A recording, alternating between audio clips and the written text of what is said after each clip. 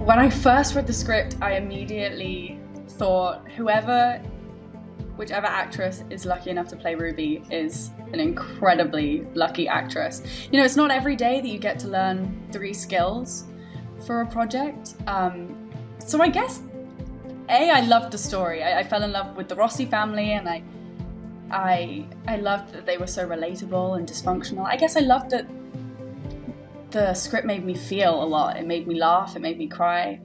And I just loved the character of Ruby. And I guess the thought of learning ASL and having singing lessons and I guess learning how to fish kind of excited me. It was loads of different skills that I had never even thought about learning but wanted to learn. So I was very, very excited when I found out that I got the part.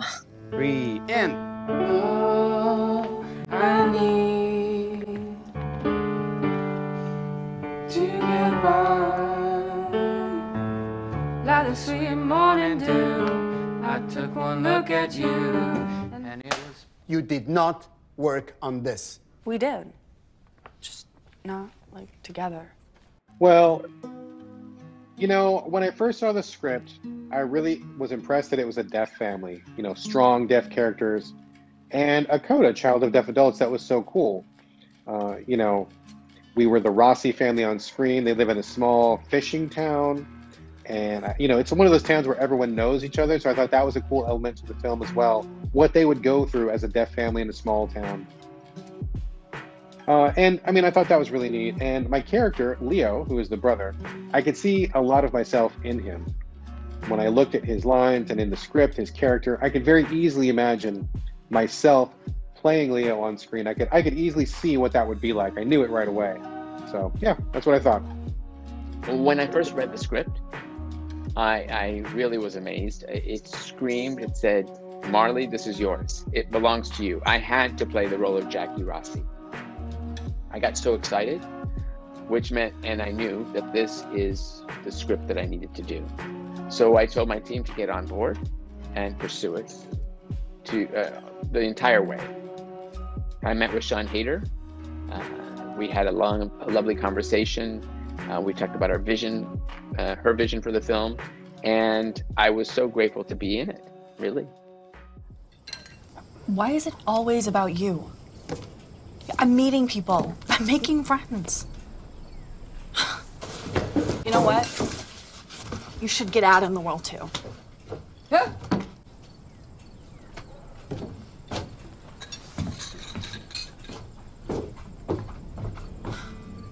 At first, when I read it over,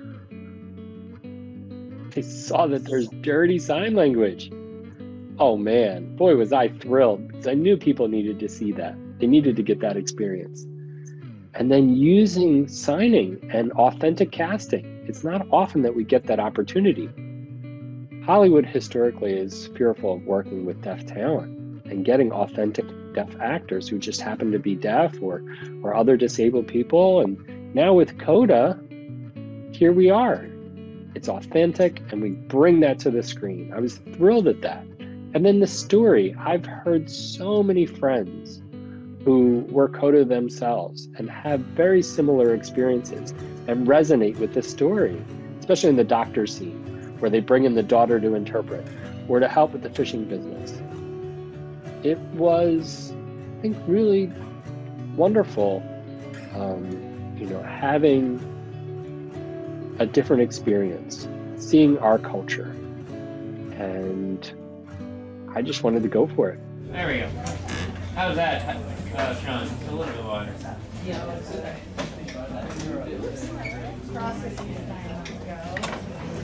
Yeah, that's very good. She is a very deep and layered character.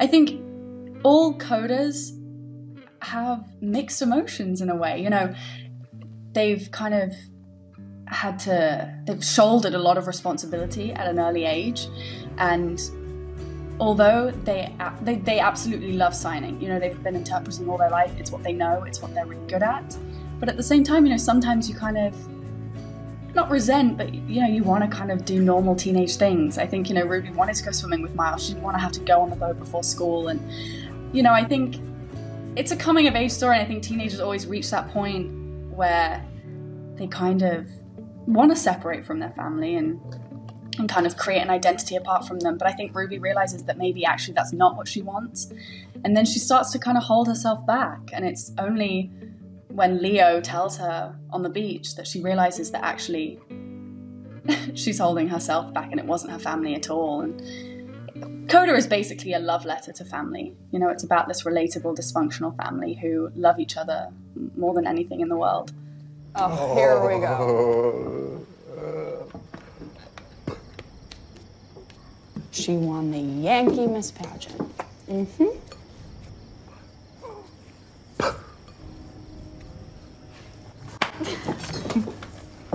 Leo is the older brother, the oldest child in the Rossi family, deaf family. So deaf of deaf.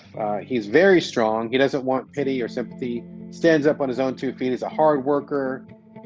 He knows what's best for the fishing business, for the family. He's got lots of ideas.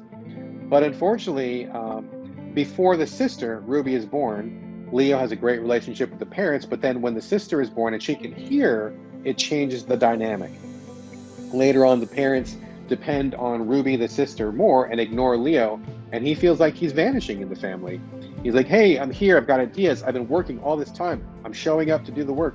And he notices that Ruby is different, right? She doesn't really want to stay. She doesn't want to stay stuck with the family. She doesn't really want to be in the fishing business. I mean, and he tells her, you know, you can go and be happy. Later on, Leo finds out that she's also a good singer, that she really enjoys music and singing. So, I mean, that's proof right there. She needs to go. She needs to let go of the family, pursue your dreams. The deaf family will be fine without her, and that's what Leo's all about. Jackie is, she's a woman who is very, very protective of her family. She is both confident and humorous on the outside, and she cares about how she comes across. Again, as I said, she's protective, she's hardworking, and she's a free spirit, basically. She really cares for her husband, as if somehow they were still in high school. And it was interesting to watch Jackie's journey from not really being clued into what was happening in her life until then she started to learn, and she eventually grew and transformed. As I read the script and had conversations with Sean, the director, she told me what Frank was supposed to be like. He dropped out of high school. He never finished. He had to take over the family fishing business. He worked with his father, and his father had health issues, and so Frank took over the business for many years. And that was his character. And I had to do my homework to figure out what to do on the boat. And Sean gave me different pictures and videos of the fishing community in Gloucester. And these guys just cutting these fish. It was a bloody mess. And I thought, boy, I guess I'll have to do that. Okay.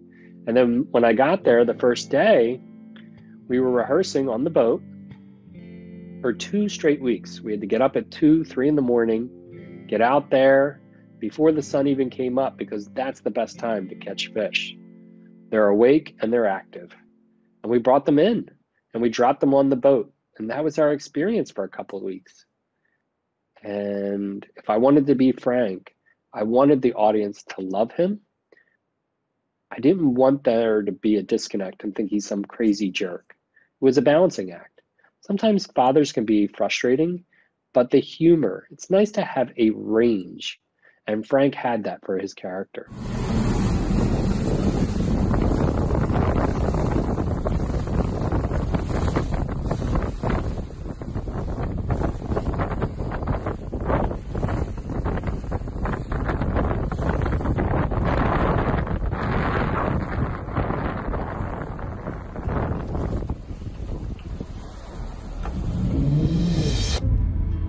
Okay, the first, I guess the most challenging scene was Both Sides Now, the audition scene at the end of Coda. Singing and signing was the hardest to do together. I guess, you know, when you're doing, you know, a film, you get, say, 7 takes for your coverage. In the edit, you have 7 takes to choose from.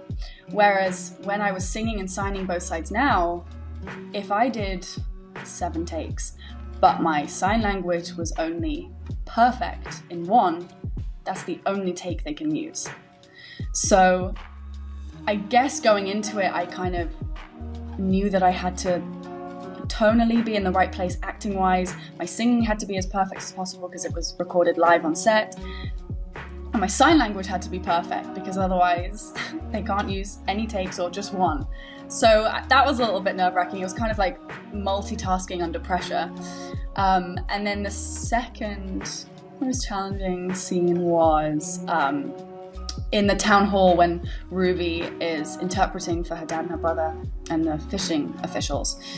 Because I kind of went into that scene having to learn my lines in dialogue and sign language. I had to learn Troy's lines in dialogue and sign language. I had to learn Daniel's lines in dialogue and sign language, and I had to learn the fishing officials' lines in sign language in order to interpret. So I kind of, and my own, I forgot my own, and I had to learn my lines in sign and dialogue. So I kind of went into that scene having to know everybody's lines in sign language and in dialogue. So that was hard, but as I said before, I love a challenge, and it was a very fun scene to film. You know, I would have to say when we were on the boat, the fishing boat, you know, it's a, I mean, I don't know, maybe like 15 people on this boat. There's cameramen, there's interpreters, there's actors, there's makeup artists. Everybody's in this boat and we're kind of like dancing around. Where can we stand? You know, where do we go? I mean, I think that was pretty challenging, honestly. But in terms of the rest of it, I felt like we rolled right along. And just to clarify, you know, as a deaf actor, do we have extra challenges? No, I wouldn't say so. I mean, for sure, everyone has challenges, right? But just in different ways. I mean, you know, I don't have an extra challenge because I'm deaf. I mean, I have a challenge because I'm an actor, or, you know, just like anyone else would. I think one of the most challenging scenes for me was when Jackie made the comment, "You want to sing? If we were blind, would you want to be a painter?" And I think that's probably selfish on Jackie's part to make a comment all about herself, about what her daughter wants to do. But I can't really blame her. She didn't know. She didn't realize how dependent she was on working. I mean, she didn't realize that her daughter had to have her own identity. She had to have her own goals, her own hopes, her own dreams, her own desires. And maybe communication, maybe they didn't communicate that enough, but for Jackie, it became a learning curve. And then she learned on so many different levels. It was a hard scene for me to film that. I had a discussion with Sean, my director. I struggled with that because I cringed at having to say those lines. You know, thinking about that, every time we did a take, I was like, oh my gosh, I can't believe I had to say this again. But you can't blame Jackie. She wasn't really clued in. She just wasn't familiar or aware of her daughter's needs. And listen, she came out of it though. The challenge is the first time seeing all these other hearing people clapping and having these emotional responses around me. And I felt a little left out. And that feeling shows my experience. You know, that the fact that we're not fully a part of that community yet. And I was glad to have that opportunity And the other challenge was fishing. I wasn't used to getting up in the early hours. I was grumpy. I needed my coffee. I needed my espresso, to get there on the boat. And then the other challenge was they had these microphones that were attached under these hidden wires. And I thought, what do you need that for? I'm deaf. I'm not going to be using my voice. What do I need a mic for? And they said, well, when you're signing, it interacts with your clothes, and we're listening to that. And I thought, okay. And then when we were done work, I was ready to leave, and I forgot to detach the microphone. And this guy's chasing after me. Troy, we need your mic. Oh, okay, here you go. Sorry, I forgot. And then the next day we were ready to go, and they came right up to me with this microphone. Okay, felt like a snake that was trying to attack me. But that was a challenge with that mic. I thought, why bother? But then I understood it has to do with the sound and everything. So